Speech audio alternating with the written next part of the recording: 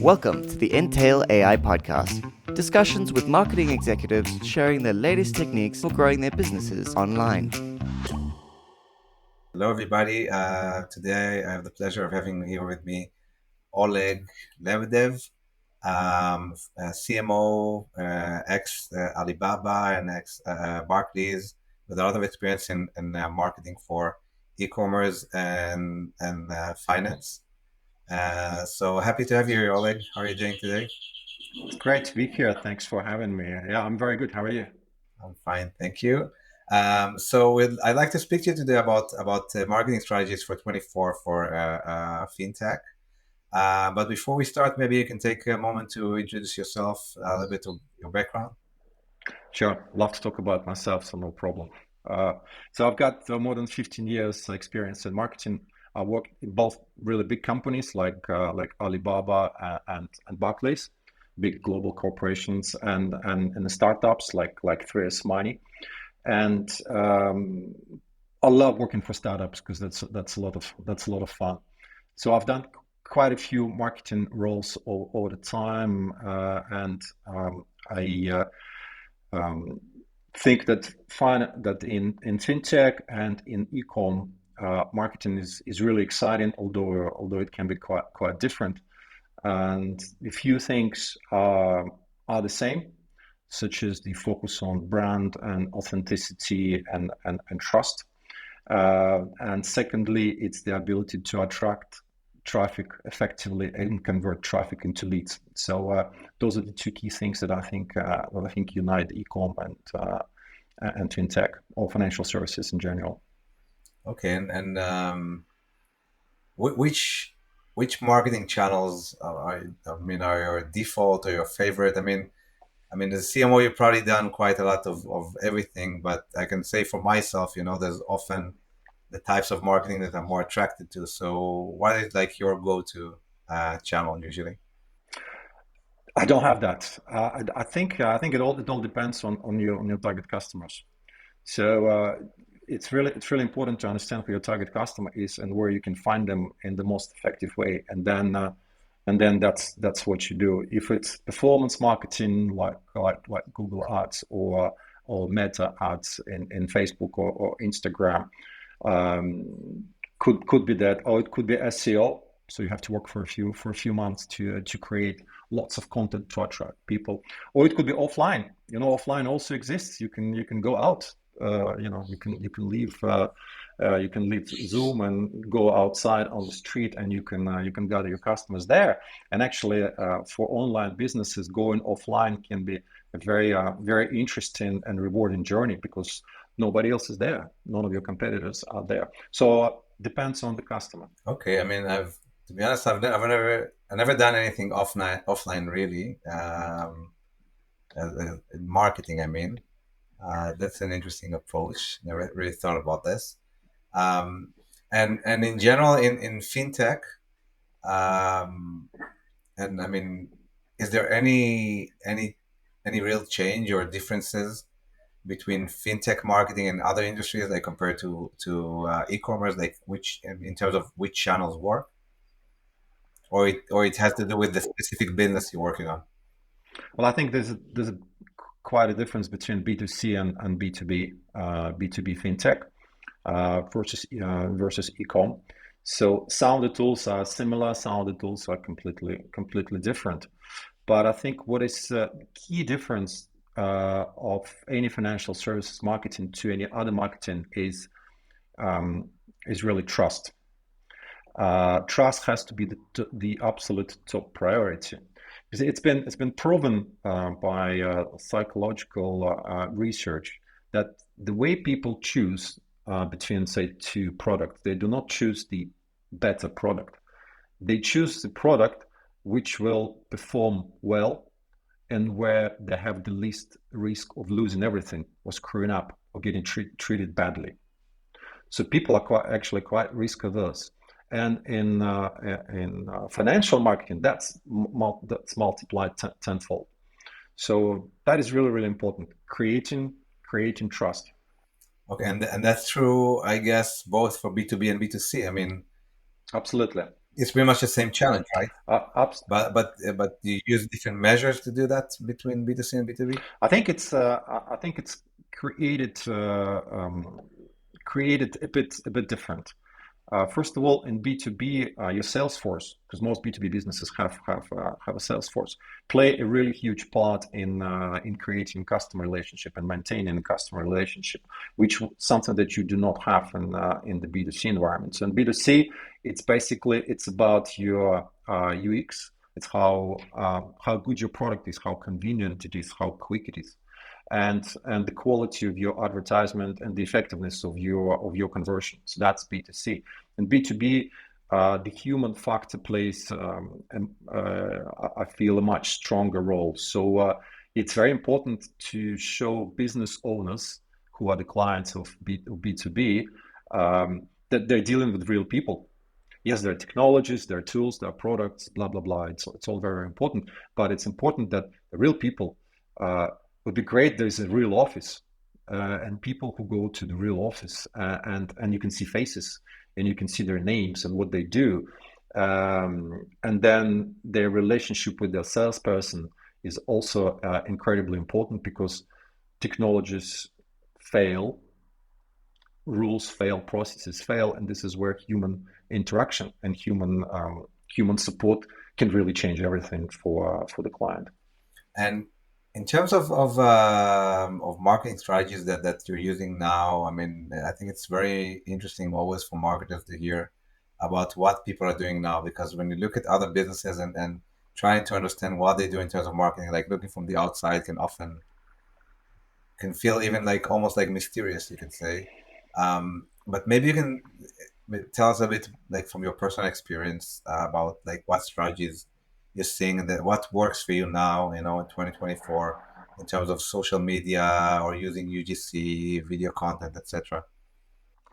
I think there's a few things which are really important. So one strategy is, like I said, to generate trust. So with your communication, you've got to show not only the advantages of your product, but your human side. Uh, you have to convince people that you're dealing with humans. And for example, founder stories are great because successful founders, they have normally experienced the pain which caused them to create the business and to create the product. So when they tell their stories well and they tell it over time, many times in different media, in social media, throughout interviews, so that creates a lot of trust that people really who work for this business and who are for selling and trying to sell this product, they really understand what they're talking about and they really feel the same pain. So this is really important. Uh, Second thing, which I think is very important for financial services businesses in terms of creating trust, is show people that you've got licenses to do business. When I go on a website of electronic money institution, I don't look at the top first. I scroll all the way to the bottom, and I see where do they have licenses, for what countries, for what jurisdictions, and if their license is from a country where financial controls are not great, they might have the best website in the world. I'm just not going to deal with them. So licensing is really important. Um, and so that's number one. Second thing which I find is gonna be very important in this year is, as ever really, but in this year in particular, is content. So if you want to be acquiring traffic inexpensively, you've got to become a media company. You've got to create lots of content, and I've got to optimize it, SEO optimize it. And to do that, now you do have tools, and that's AI Gen. So you've got to be able to use those tools to create lots of content in a very short period of time. Back in the day, I don't know, 10 years ago, you had to wait a year and a half until your SEO efforts would pay off, right? So today you don't need to do that. Today it can happen within 2, 3, 4 months of you starting to produce a lot of content. So becoming a media company however strange and absurd it might sound, for financial services, for a B2B financial services company, can be very, very, very beneficial. So it's Yeah. number two.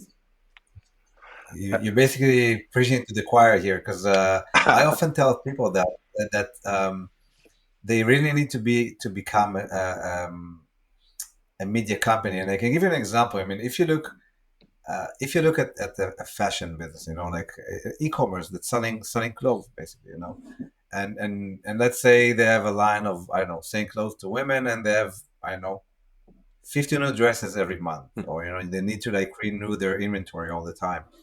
And so if they have 50 new dresses, they need to take photos of these dresses so they can have like new product pictures. They need to have models. They need to do videos and content for social media. So basically, they have their own media company in-house, filming models with the new clothes like all the time. So they operate like a media company. You can't be a fashion company. You can't be an e-commerce store selling clothes. That is a fashion Mhm. company. We don't always think about it like that. But you can't be one if you don't have a media company in-house. If you don't have the capability to take photos, like professional photos of models, high quality, high scale, all the time, to upload new photos. It can be that your style can be more, not necessarily have to be like look like models. It can look like more like almost like user generated, if that's your Right. style. Okay, but still you have to produce a lot of content all the time. Their content is models. We're in a different business. We're not doing content for the fashion industry. We're not doing models. It's for us. It's more about expertise, experience, perspective, information, education, and so on. Um, but still, if you want to play in the content game in 24, you need to be able to create a lot of content.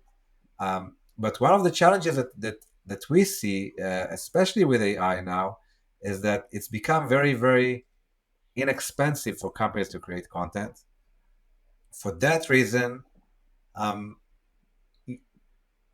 companies need to increase the quality of their content, because everyone now can create content. Everyone now can create cheap content with AI.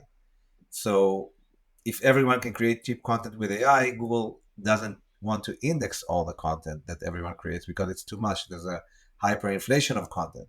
And that's one trend that's really affecting what's going on Google. Right now, I think that companies that are using a lot of AI in their content creation, they may see results now, but I think what's going to happen pretty soon is that Google keeps on updating their algorithms to fight that. Not because there's an issue with using AI in your content creation process. It's more because of the hyperinflation of content, and having to be able to find the best content and not just any content. So that's one trend. The other trend is video. Everybody's shifting to video. The world has shifted to video. I mean, all of us now consume more video than text. It's true to almost everyone, and we do so more and more on social media than other channels. So what we say at Intel is, we say, companies need to be video first. Create first video content, then you can also turn it into text content, into articles, posts for social media that include captions and text and so on. But it's first about video, and I think that's very challenging for many companies. I mean, I'd like to hear your take about that. Like, I mean, if you have any experience with that, or the companies that you Yeah. work with, how did they? Yeah. Creating videos that people would watch is a huge challenge. I've done lots of ads in my professional life, TV ads, YouTube ads, TikTok ads, all kinds of ads, and I can tell you that whether you do this with AI, which might be cheap, although not of the same quality yet today, or you do this sort of manually or half manually. Uh, how do you come up with an interesting story? uh, because product videos which shows, oh, it goes sort of like this, like that, nobody watches that. Yeah, That was 15 years ago, or I don't know, or 10 years ago. If you don't tell people the story in 5 seconds, they're gone. So yeah, it's a huge challenge, and it's a huge challenge for both B2C and B2B businesses. I think a bigger one B2B businesses, because short videos are yet to take hold of LinkedIn.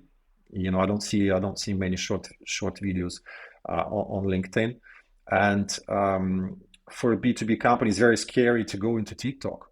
It really is, because still, funnily enough, TikTok perceived as a platform for 12-year-olds, which is completely untrue. And I Yeah. see all kinds of things being sold on TikTok, including like private jets, etc. So subscribe to this guy who sells private jets. It's unbelievable, and he does sell private jets on TikTok, so he gets lead from there.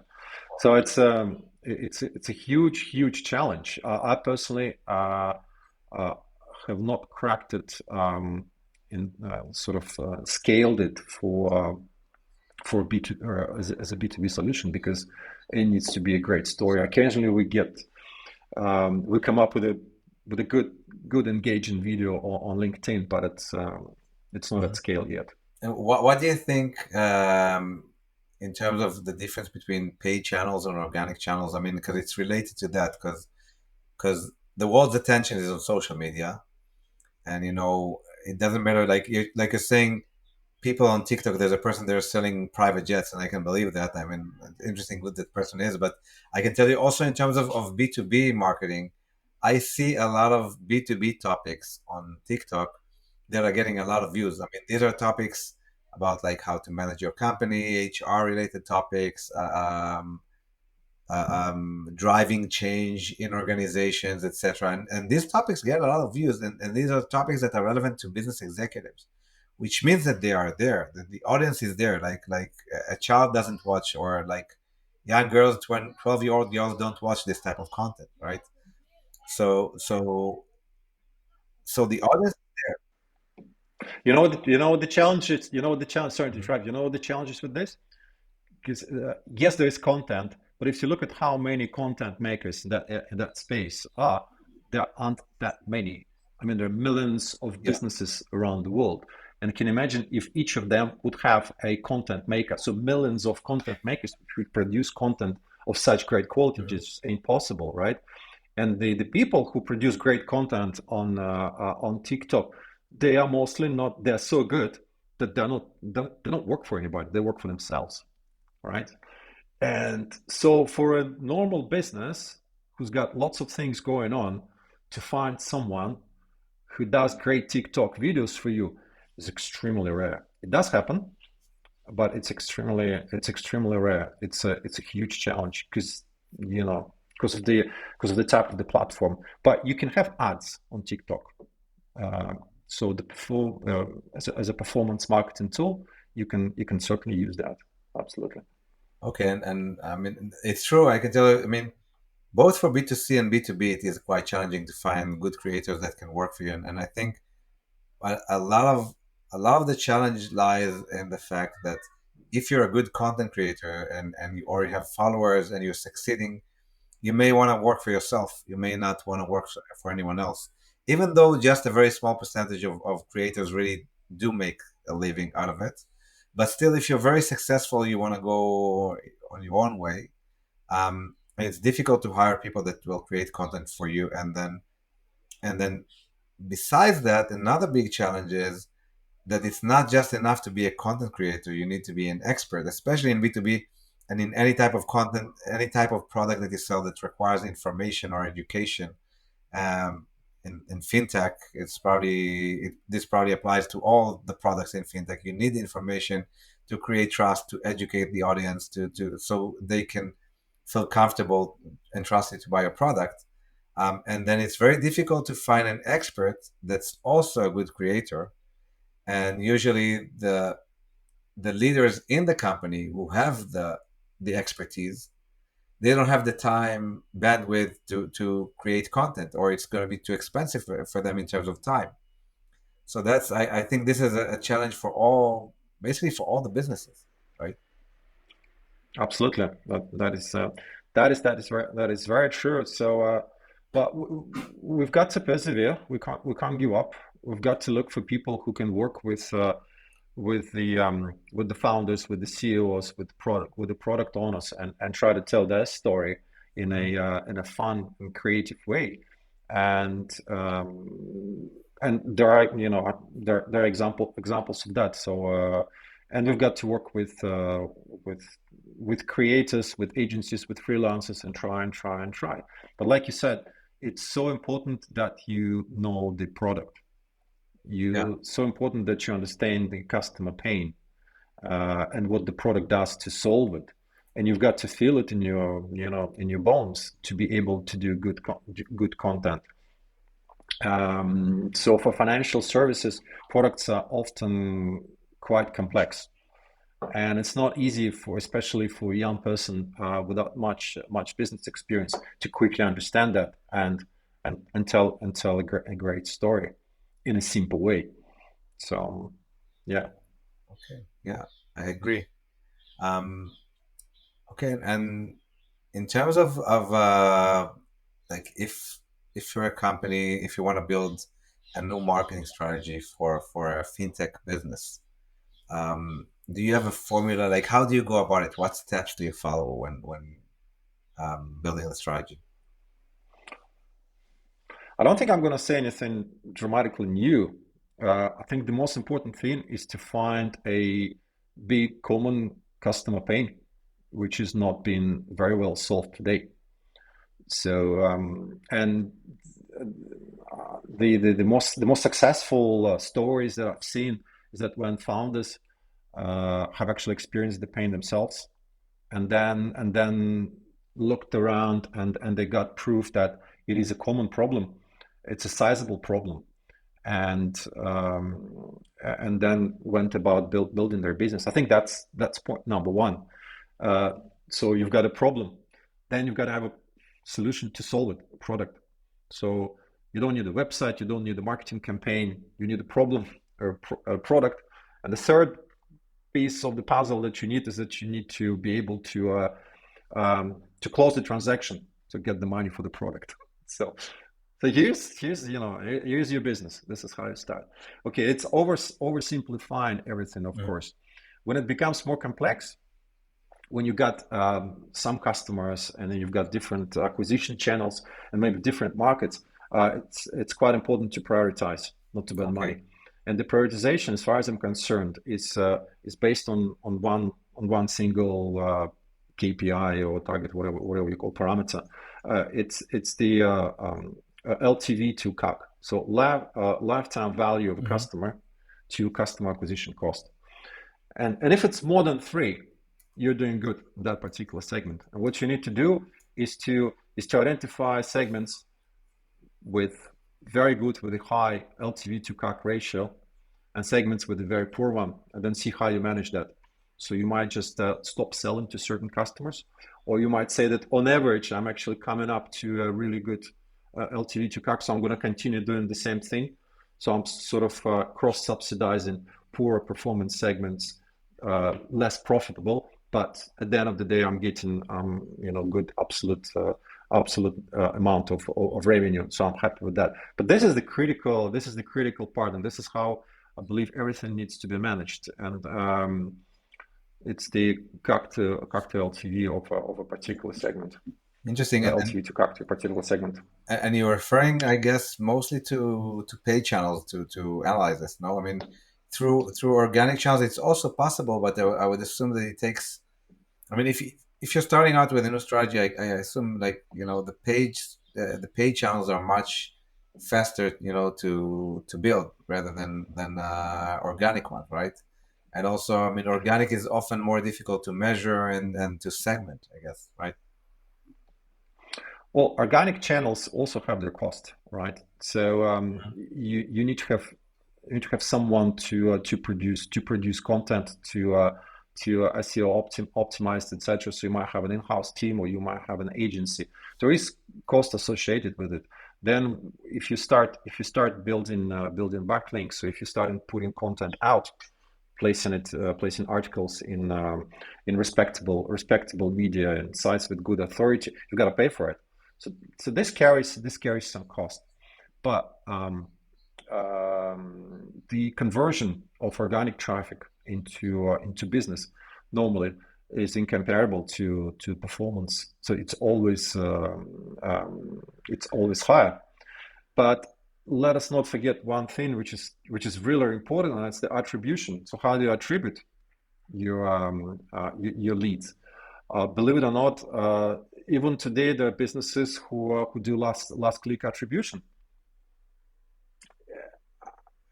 but it doesn't work this way, and it never did. People need to touch your business, touch your product, information about your product in many different ways. So you've got to take that into account and build as good as possible acquisition attribution model to really understand the cost of various channels.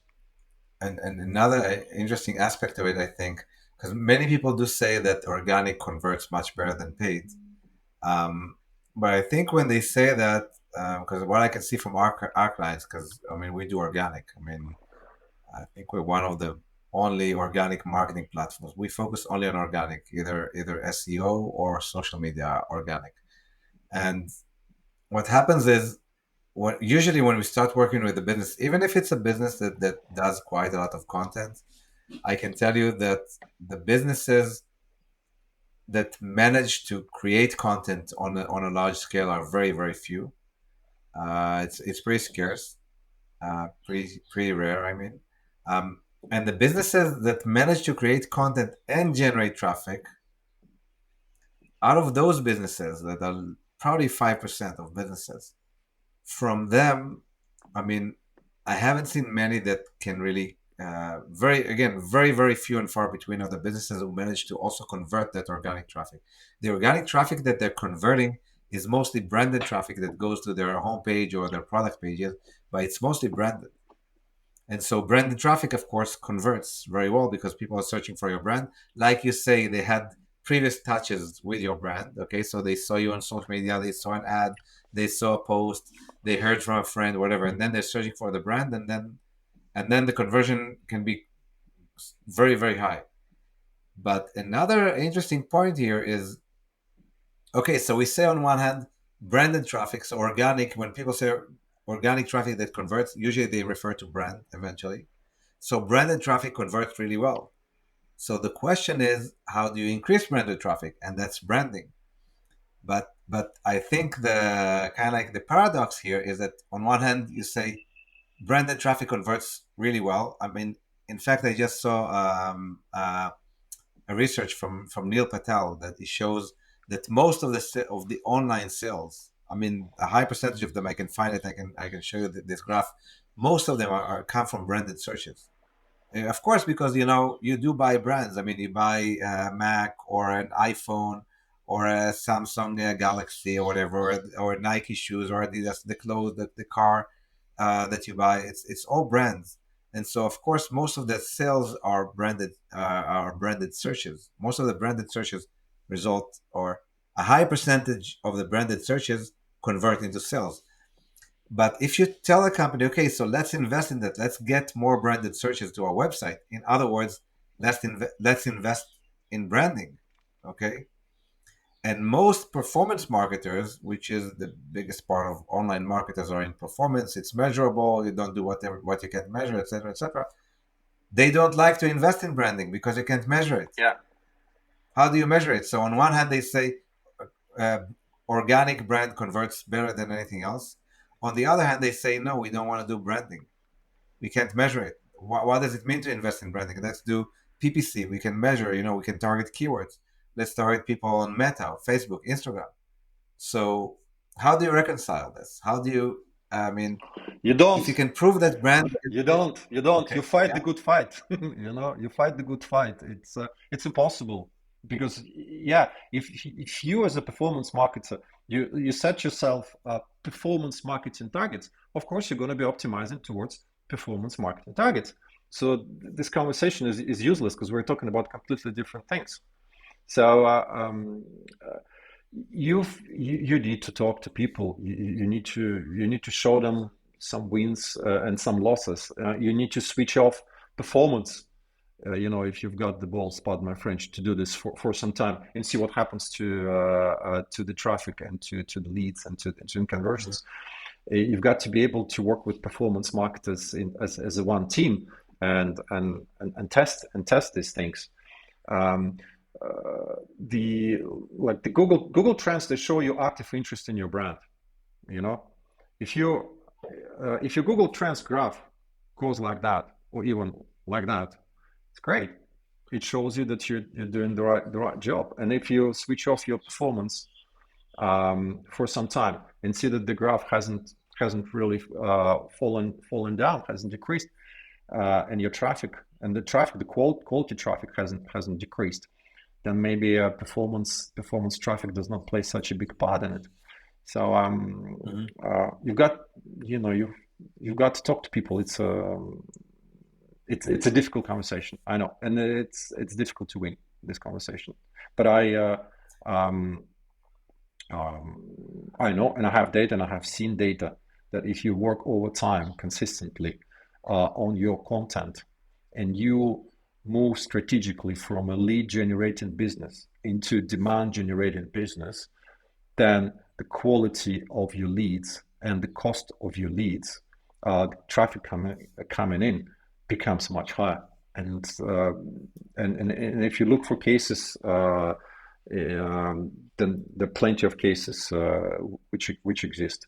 So you need a strong CMO who believes in it, who has the tools to do this, who has a team, can support them in doing this, and a good CEO who is willing to listen, and who is willing to to give the CMO some time to prove the concept. Basically, you're saying demand generation versus lead generation, and I'm very very much interested in that because, yeah, like you say, like just doing like outreach all the time, and B2B, I mean, SDR activities. It seems to me, because my background is B2C, and we built Entel as a marketing platform, so we do kind of like B2C marketing, even though we do it also for B2B, but it has the same principles. I have the belief that B2C marketers are better because in B2C, it's all about marketing. You need to market to like minimum thousands, tens of thousands, or millions, or maybe sometimes like Alibaba, probably hundreds of millions of people. So you can't speak to anyone personally. You can't have an SDR team reaching out to them. You need to be a proper marketer. Whereas in B2B, you can talk a lot. It's like there's more ways to hide your failures rather than, I mean, it's not always true, I know, but I see like things like, for example, in B2B now they say PLG, like product led growth, and they have a term for it. In consumer, it's true to everyone. Every consumer product, I mean, not clothes, right, but like an app, they're doing PLG, all of them, and they never gave it a fancy name. That's just what they do.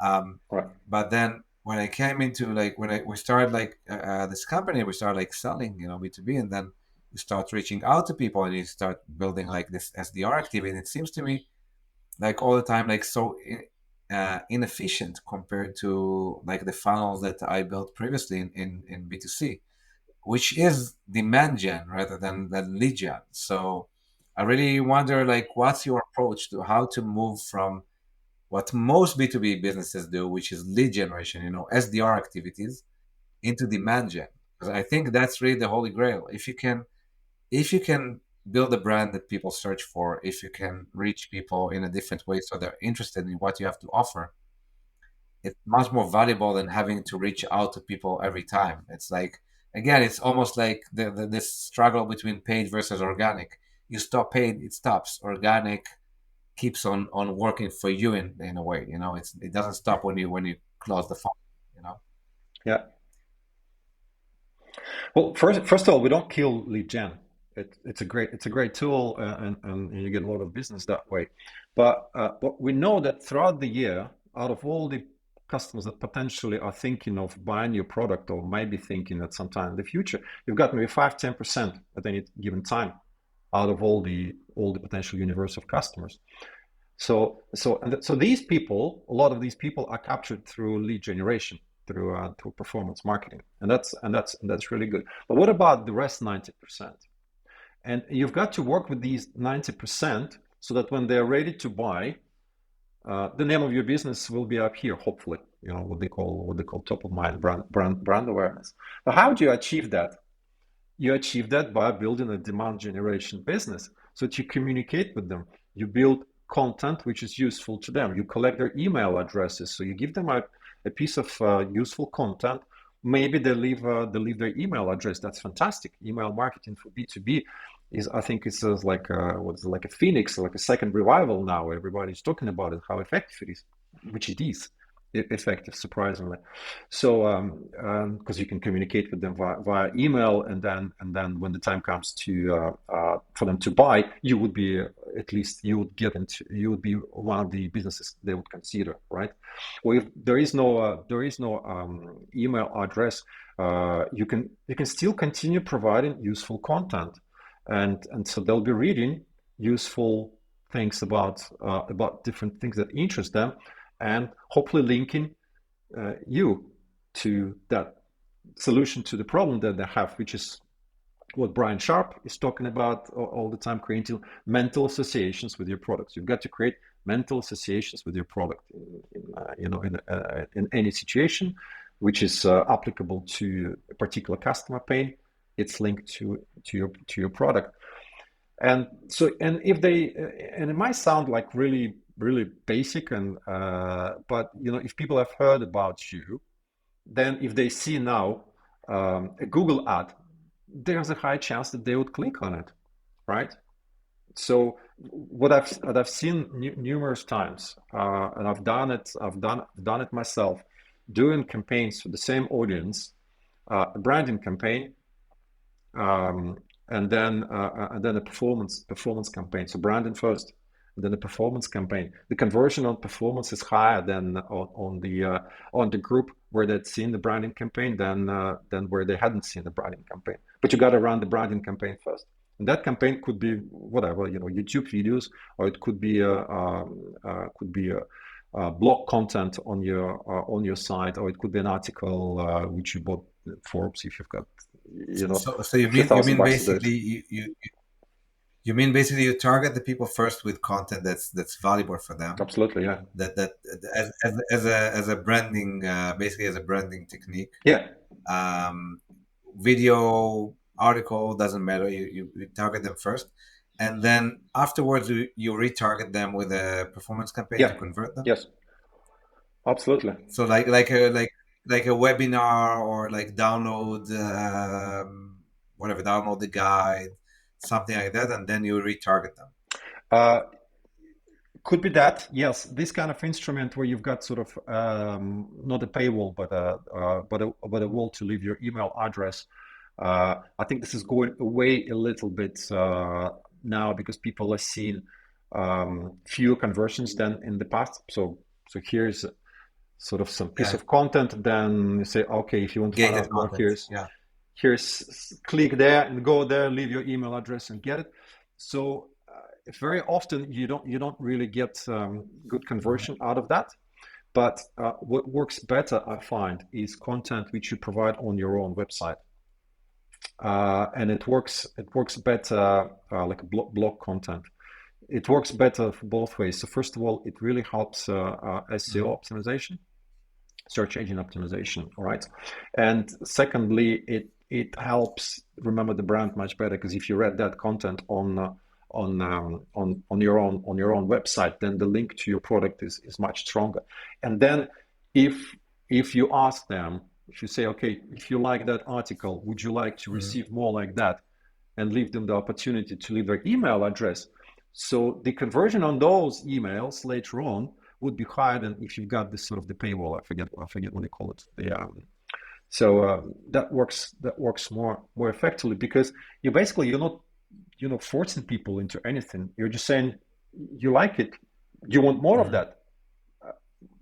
You have to make an extra step, so people make a bit of an extra effort because they want it, and that's different from, okay, I'm going to give you my email address because otherwise you're Yeah. not going to give me anything. It's a different kind of psychological situation. What do you think in terms of like, I don't know if it's your predictions or your thoughts of the future, like what techniques do brands need to focus? I mean, I know it's a general question because it really depends on the brand, but in fintech, where do you see the biggest ROI, or where do you think that businesses should focus going forward? Finally enough, the kind of the traditional things of understanding who your customer is and what the lifetime value of the customer is and what's the customer acquisition cost for that particular segment, they never went away. So it's always been there and it's always going to be there. And you've got to start with that. And then you're going to attract traffic to create profitable business. Now, I think this year in particular, there's going to be a weird combination of being very high tech, very AI driven, very big big data, blah blah blah, etc. And you got to show it that you're doing this so that people sort of trust that okay, you know what you're talking about. But combine that with a truly authentic human approach, so they know that there are real people behind all that machinery, right? Real people, real offices, real faces, real job titles, real problems. And I think if you're able to tell a high tech story coming from real people, uh, I think that's going to be very powerful in financial services in particular, because that really does create trust. And don't forget to make sure that you got a license to work in that market. So Yeah. And do you think? I mean, one final question, which is a big one, but in terms of how AI is now changing the market, because everybody's now talking about AI, and I mean, I saw this funny post. I mean, there were a few about Google I/O, when they speak about their, all the new features and everything, and their CEO, every second word he said was AI. Like they counted, they said like maybe 1,000 times. Um, but so the question is like, how to future proof your marketing strategy for AI. But then but what you're saying is that in the midst of all this noise, businesses should focus on the fundamentals, like really understanding where the customers are. So I mean, I'm really curious to hear like what's your take on that.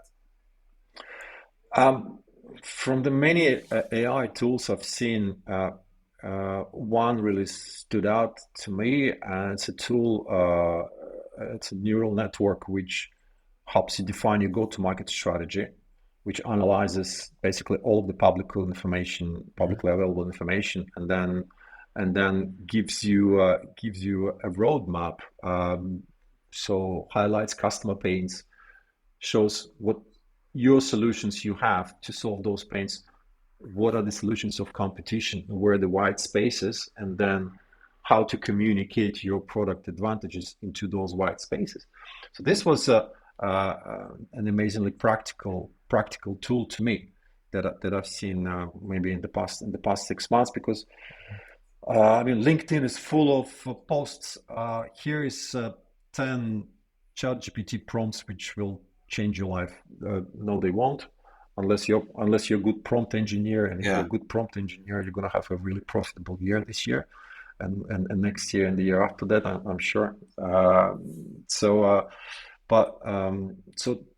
because go-to-market strategy is like really difficult and it's really costly, and to do this properly, nobody has the patience for it. And especially if a founder thinks that they have a great idea, bit of research and talk to your family, friends, and then let's go. But a really deep go-to-market strategy based on data uh, is a fantastic tool. So this is one of the things that I've seen in the past 6 months. Okay. Interesting. I think what you just said now, like the 10 prompts that will change your life. No, they won't. I think it's a very good note to end with, because I agree with that completely. I see a lot of people. I mean, these posts have a lot of views, but mostly on TikTok and platforms like that. I think on LinkedIn it's much less, because it's like more senior people probably hang out there. Um, and I think many people know it's just like, kind of like the crypto bubble. I mean, with all of the AI tools out there, many of them are not gonna really change your marketing. And there's many ways to implement AI, but there's also many ways to use AI without really getting results. So I think looking for the best prompt and all that, that is not going to change your life. I 100% agree with that. Um, okay, Oleg. I mean, it's been a pleasure speaking to you. I mean, there's a few other topics that maybe you can do like a follow up talking about demand gen. That's also very interesting, and to hear your experience there. I hope you enjoyed it as well. That's really good fun, Tom. Thanks very much for having me. I really enjoyed talking about it. Okay, great. Thank you very much.